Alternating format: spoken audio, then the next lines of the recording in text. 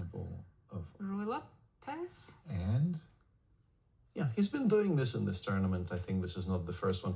Queen We'll of see. six. This Queen is of your six business. continues happening, yeah. Although the game I was talking about, that was actually a game where Gukesh was, I think, there was the Gukesh versus Saw game, I think, from yesterday, which also saw Queen of six, Queen d6 line. I like what Nodirbek has done.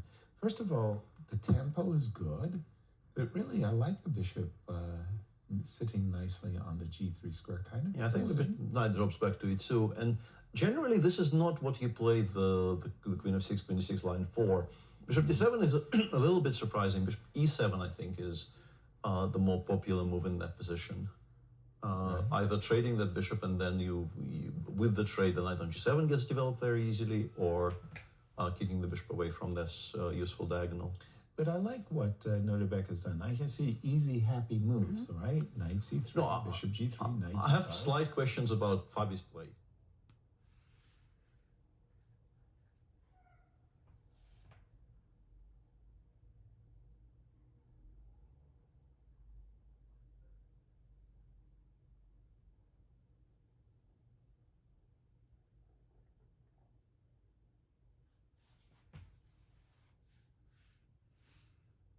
Or bishop d6 seems fine for black, yeah.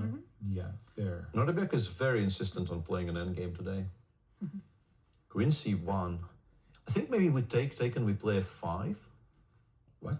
So the pawn side? Take? EF knight h6, I thought maybe. What Okay, just our happened? We just lost a rook. That's a how did That's a that nice even trick. happen? Yeah, we just have a that's a glitch very in the nice trick if you can manage it transmission. with black like you. instead We of got a rook rook C1. b1. Okay. Queen takes c1, rook on a1, Yeah. takes c1, Maybe start with h5. h5. Did you just suggest f5? I did like f5, but I think it's going to be even stronger after h4 because the h4 square will not be available for the bishop. If white goes h4 here, for instance, I think I can play f5, e takes f5, knight h6. I see. Yeah, it's not bad. Your bishop on c6 is looking pretty. f3, h4, driving me back a little bit.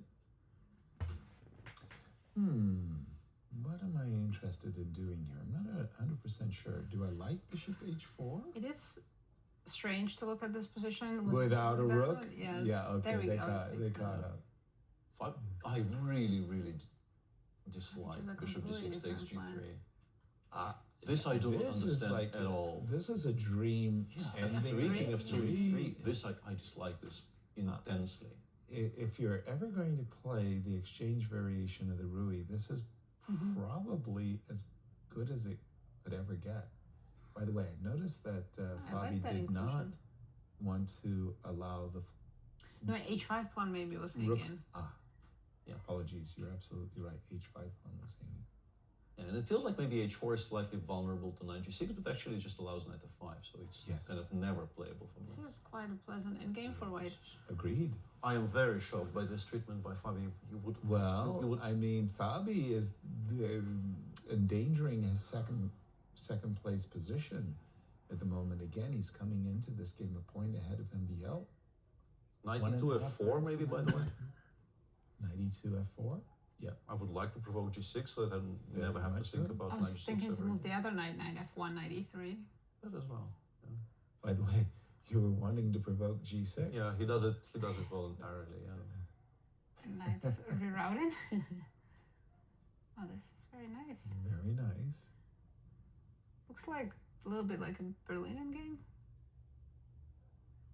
Black yeah, setup.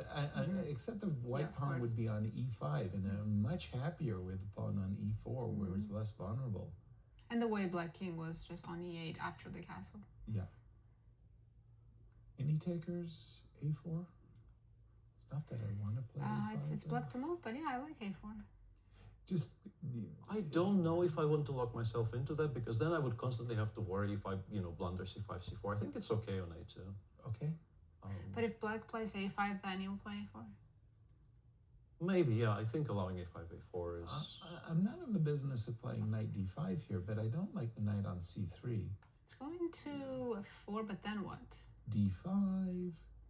Now, if I put the knight on f4, I put my pawn on c4, then I start to think about knight to d5. Yeah, much easier to play with white. Yeah. Oh, much easier. MVL is in desperate trouble against Gukesh elsewhere. Ooh, Relevant very, in our fight. very relevant. So Fabi can, well, if Fabi was winning this, he could secure second place, but... Exactly. By the way, knight f4, rook g1, and g4. You want to play on the king side as well. That's where my majority is. That's my trump. By the way, c4, intimating that knight d5 is on tap. Knight is brought back to way, c3. Nodirbek continues to improve. He's making steady gains, I want to say. Now we get why he wanted to play the endgame.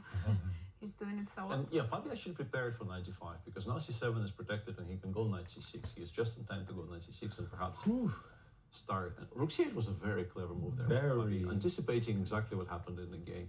He's still worse, but he would have been much, much worse if white could trade the pair of knights off the board. So maybe now was the perfect time to play late g4 and start playing on the other side? Yes, I like that. I do. I like g4 because, again, I want to use my majority, especially before black secures a knight on e5. I think it's time, yeah. Let's go g4 here. Yeah. After knight takes 95, you always have king g3. Exactly. With rook f1 ideas. Yes, exactly. Yes. f6 becomes a new target. Bingo. Maybe black shouldn't take on g4 in that case, because f6 suddenly really weak. He hasn't played g4 yet. Okay, whoa.